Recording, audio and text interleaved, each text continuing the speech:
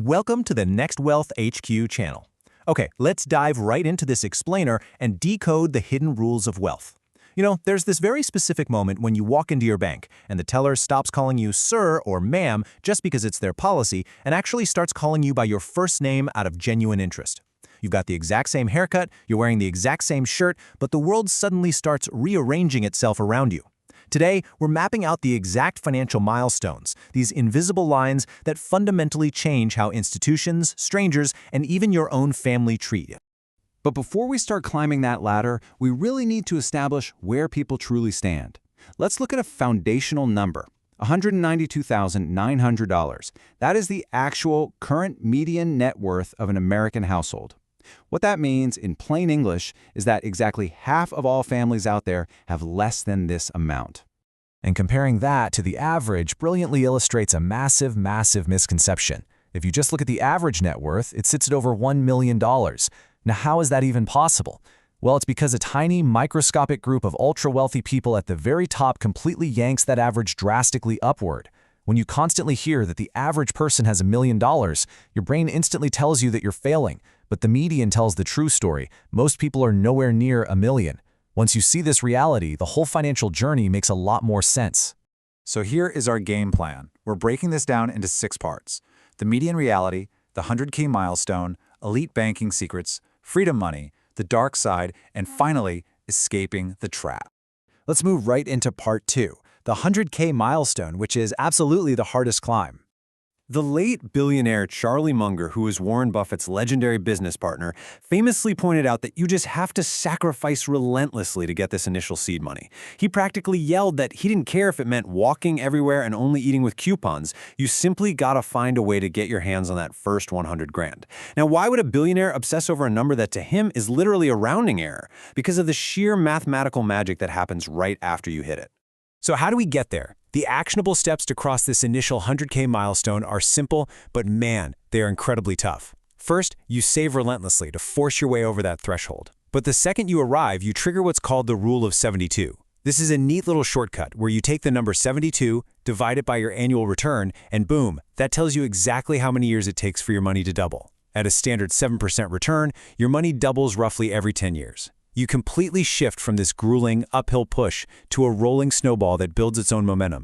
Now, what's genuinely fascinating here is the math. Think about it. The return rate is exactly 7% across the board. The percentage is identical, the 10-year doubling time is identical, and your personal effort is exactly the same. But the actual dollars generated, they transform completely.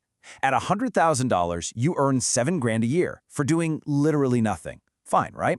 That's a decent used car. But at $5 million, that exact same lack of effort spits out $350,000 a year while you are sound asleep. The early grind isn't slow because you're messing up, it's slow because your snowball is just still small. So who actually treats you differently at this first tier? Mostly just the math and, well, yourself. However, at this $100,000 mark, the banks do finally start to notice. You quietly unlock slightly better pricing. Maybe it's a sweet discount on an auto loan or bumped up credit card rewards. They aren't exactly rolling out the red carpet for you just yet, but they've unlocked a slightly nicer waiting room. All right, let's jump to part 3, elite banking secrets and the $1 million mark. First things first, we kind of have to reframe what $1 million actually means today. $1 million back in 1990 had the buying power of about $2.5 million today. If you use the standard 4% safe withdrawal rule, $1 million right now generates about $40,000 a year. That buys a very comfortable life where you don't panic over a surprise car repair for sure, but it certainly doesn't buy the private jets and the endless luxury our grandparents pictured when they heard the word millionaire. But behind closed doors, the institutional treatment changes dramatically. Hitting this tier totally upgrades you from a mere account number to an actual human being. For example, once you hit around $150,000 to $250,000 with institutions like Chase, you become a private client. Suddenly, all those annoying little fees are waved away like they never existed. You get ATM fees refunded globally, free wire transfers, and most importantly, they assign you a dedicated, actual human advisor. You become someone the bank genuinely wants to keep happy. And that transitions us into the most fascinating mechanic of elite banking. You see, the ultra-wealthy don't get rich and then spend their money. They get rich and then they borrow against it. This is called a securities-backed line of credit. Instead of selling off your stocks to get cash, which triggers massive tax bills and permanently stops your wealth from compounding, you let the bank hold your portfolio as collateral, and they just lend you cash against it. The absolute crucial point here is comparing these rates. Everyday folks are staring down 12 to 16% interest rates on standard credit cards, right? But the wealthy use these portfolio loans for just a low single-digit percent. JP Morgan uses this exact marketing pitch. If you have a $10 million portfolio and need $3 million in cash, borrowing that $3 million while leaving your investments completely intact actually leaves you significantly wealthier at the end of the year than if you had sold your assets. The system literally has a VIP lane, and it operates entirely on the principle that borrowing cash is dirt cheap simply because you already have wealth. Okay, part 4, freedom money. The $5 million plus tier.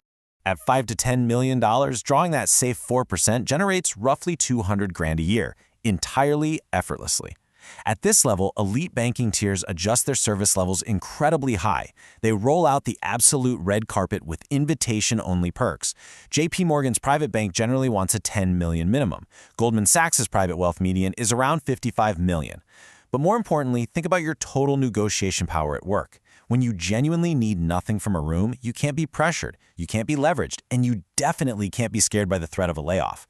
That quiet confidence commands massive respect from literally everyone you interact with. But it's not all sunshine. Let's look at part 5, the dark side, isolation and sudden wealth. So why does money cause so much chaos in personal relationships? Well, there's actually a very real clinical term for this: sudden wealth syndrome. A massive pile of money dropped onto a life that isn't built to hold it often causes profound psychological distress. It brings intense guilt, paranoia about who your real friends are, and a crushing feeling of being completely isolated from the life you used to know. We see this play out constantly. The exact second word gets out, people just materialize out of thin air. Distant relatives you haven't seen in a decade suddenly want to catch up. You get constant pitches from salespeople. A massive study of Florida lottery winners actually showed that a windfall didn't save people from bankruptcy. It usually just delayed it, because the money leaked right out the bottom of a lifestyle that wasn't built to sustain it. Ultimately, wealth turns you into a target, making it incredibly difficult to know if people genuinely care about you or if they just care about your money. Furthermore, basic human nature kind of kicks in here. Psychologists call it the crab bucket mentality. If you put a bunch of crabs in a bucket and one tries to climb out, the others will instinctively drag it right back down. People absolutely do this too. Your peers often subconsciously try to drag you back down to their level because your visible success quietly highlights their own stagnation. The crazy thing is, the same wealth that earns you wild respect from total strangers can completely cost you your ease and trust with the people who knew you before.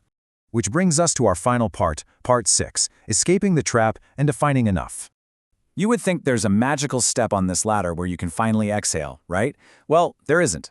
Survey data from Charles Schwab continuously proves that the target for feeling wealthy, which recently sat around $2.5 million, simply sprints away from you at the exact speed you approach it. The person with $1 million looks at the person with 2.5 and feels poor. The goalposts never stop moving. Your brain adjusts to your new level in about a month and then immediately demands the next one. So how do we fix this? The only way to win this game is to explain to yourself how to define your personal net worth goals before the system defines them for you. You have to pick your number, make it yours, and then do the genuinely radical thing. Actually stop when you reach it. You can cross every single one of these elite financial lines and still be completely miserable, or you can define your personal threshold for what enough really means and build a life that the bangers, the strangers, and the crabs in the bucket can never touch. Because at the end of the day, when that bank teller finally starts calling you by your first name, they aren't really reacting to you, they're reacting to the number on their screen. You've got to make sure you never mistake your own worth for that ever-changing number on the bank screen. So, I want to leave you with his final thoughts. What does enough truly mean to you? Think about it. Thanks so much for joining me on this explainer. I really hope this changes how you view the invisible lines all around us. And hey, if you enjoyed this, make sure to like and subscribe.